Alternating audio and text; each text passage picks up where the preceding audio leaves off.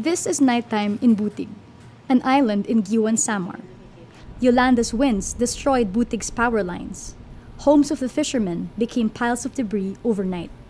Parang natatandaan pa rin namin yung araw na nagkaroon ng Yolanda na madilim ang nadidinig lang namin ang huni ng malakas na hangin ng Yolanda. Nakakatakot at akala namin yun na ang the end namin. So, ano yun isin? Net siya lang sa mga. Kaya usar man saya. Sir, dito ka sa akin.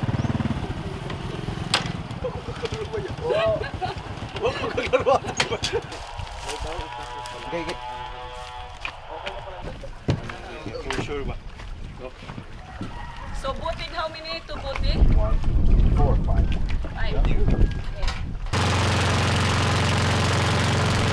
A solar panel finally reaches Butig in February. These panels are able to turn sunlight into 50 watts of electricity. Michael Abundo leads the group that brought the panels to the town. His group aims to install 50 solar panels in Yolanda-hit areas by March. Each of these solar power systems are capable of lighting up 3 to 5 households, and they'll be able to do mobile phone charging, maybe light appliance use if needed. Locals are eager to help. The local carpenter fashions a post. The community, through a stewardship system, are in charge of maintaining the solar panel.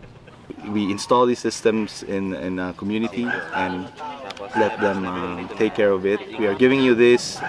You're supposed to share it with other people. Once installed, the panel charges cell phones.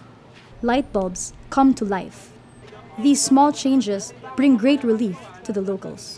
At least naman yung mga bata makakapag-aral sa gabi. Malaki ang magiging benepisyo sa paglalagay ng ilaw sa health center dahil ang health center namin ay nasa gitna ng barangay. Hindi lang mga bata magiging benefisyado, kundi pati yung mga komunidad, yung mga matatanda. Parang maliliwanagan na rin kami. Kahit sa ilang ilaw lang naman.